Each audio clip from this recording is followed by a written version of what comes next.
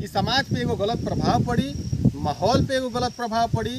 तो यह से निवेदन बा खेसारी लाल यादव जी से कि ये सनका देवी गीत ना होके के चाहिए और ना बाजे के चाहिए। सबसे बड़ा चीज़ बा कि छोट कलाकार पर का प्रभाव पड़ी। छोटका जब ही गा दिया शुरुआत में ही गाना के, तो छोट कलाकार भी वही हद से गुजरी हैं, वह गाना गई हैं। और सबसे बड़ा चीज़ बा कि जो गाना के लेखक बड़ा कृष्णा बेदर्दी जी, आखिर का जरूरत पड़ गई इतना मतलब ऐसा गीत लिखे के उनका। एगो उनकर मशहूर कवि बड़ा मशहूर नाम बा उनकर, जाने माने कवि के नाम से मशहूर बड़ा, बहुत हिट गाना दिला मार्केट में। और बहुत अच्छा भी देवी गीत भी दिले बड़ा, ऐसा बात नहीं है, देवी गीत में बहुत अच्छा दिले बड़ा।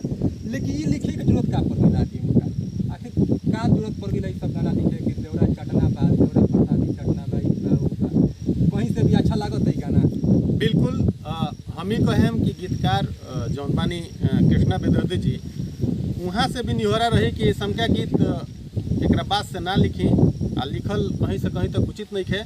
जैसे कि अभी थोड़े दिन पहले हमने के सुनिए से कि पीके आर्यन जी जौन एगो गीत लिखले रही है देवरा ढोड़ी चटना बा, जाना से इतना ना प्रताड़ित कर दिया गई लोकल रिपोर्टर के तरफ से कि आज वहाँ के मैक्सो हॉस्पिटल पटना में एडमिट बनी। और कौना रीजन से एडमिट बनी ये तो साफ जाहिर होता, लेकिन का बीमारी बा अभी तक ले जाहिर ना भई। काहे वहाँ के एडमिट भनी, काहे वहाँ के हार्ट अटैक के सिम्टम आए। तो गीतकार कृष्णा बेदर्दी जी से भी निहोरा बटे कि ऐसा का देवी गीत तो ना लिखाए के चाहिए। समाज उघड़ होता, समाज गंदा होता, ऐसे बचावल जाओ, हम सबके मिल के बचाव एक बार। रोवा लो तो ये भोजपुरी जगत के शीर्ष पर बैठल बनी, ऊंचा स्थान पर बैठल बनी, रोवा लोग के कहीं से कहीं तक की शोभा नहीं है। सबसे बड़ा चीज़ बा कि लोग देवी गीत में मजाक करता, लोग मजाक भइला सावन में वरदान चाहिए रात गाड़ी के मजाक के देवी गीत गाना लोग गीत में तो मजाक करते हैं का गावत, लेकिन देवी गीत में कोई से भी बर्दाश्त करे लायक नहीं चाहिए। ई फुहरता और ई जोन प्रचलन चलल आवता है एकरा खत्म तो जरूर करे के पड़ी, कहे से कि आस्था के साथे खिलवाड़ बा। और आस्था के साथे खिलवाड़ हुई तो भोजपुरी के जाने समझे और बुझे वाला लोग बिल्कुल चुप ना रही। ई रोवालो से निवेदन बा कि यह गाना के या तो उस चैनल से डिलीट करा दिहल जाओ, आ ना तो ये सनका गाना दोबारा से फिर ना गावल जाओ। का कहे के जब भी गावल जाए ऐसा गीत तब भी हमनी के लाइव आएम से लोग के बताएम से चीज़ की ना आपके चाहिए। और सबसे बड़ा चीज़ बा कि दर्शक लोग हम कहे के चाहता नहीं कि ऐसा गाना क्या चीज़ पसंद पड़ता है रोके के चाहिए गाना सब। और देवी गीत में खास करके खेसारी जी के सरका गाना आगे से गाना आपके चाहिए।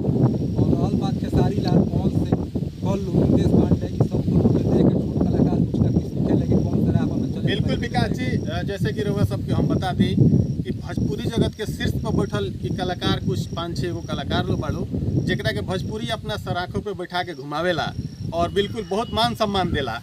और जितना छोट कलाकार बड़े सब कोई इन्हें लोग के पद चिन्ह पर चलेला। तो जैसे शुरुआत इतना गंदा हुई, इतना खराब हुई, तो जितना भी छोट कलाकार बड़े वो पद चिन्ह पर चल के वो आस्था के साथ खिलवाड़ करी हैं। का हर पंडाल में ऐसा का अगर गाना बाजे तो का उचित बा, बिल्कुल उचित नहीं है, अनुचित बा, निहोरा बा, निवेदन बा रोलो से कि ऐसा का गाना ना गाइलो। और ऐसा का गाना अगर रिलीज होता तो ए पर थोड़ा सा सोच विचार करके या कौन चैनल से चढ़ावल जाओ कि अगर ठीक बा रउआ ठीक लागता समाज खातिर ठीक होई तो ही गाना ही चढ़ो कोनो चैनल पे। बड़ा बुरा प्रभाव पड़ता है भोजपुरी जगत में, सुने वाला के, जाने वाला के, समझे वाला के बड़ा दुख पहुँचता। हो सकता है कि रउआ तक की बात ना पहुँचत होके, रउआ लोग बड़ स्टार बनी, रउआ तक बात ना पहुँचत होके, लेकिन हमने के जमीन से जुड़ल इंसान बनी सन और ये छोट धरती पर रहेला बनी सन। रउआ लोग हवाई यात्रा हवा में उड़े वाला नहीं सन, हमने के स्टार ना आई सन। लेकिन रउआ लोग के लगे अगर ना पहुँचत होके तो हमारा जरिए अगर पहुँचत होगे तो थोड़ा सा पर विचार करम। कैसे कि यहाँ जो छोट जनता बाटे जो सुनेला रउआ लोग के बड़ा चाव से, बड़ा दिल से, बड़ा विचार करके गाना के सुनेला, हर गाना के सुनेला, ओकर कहल बाटे कि कहीं से कहीं तक ठीक नहीं है। ऐसा देवी गीत के साथे काम ना करे के चाहता खेसारी लाल यादव जी के।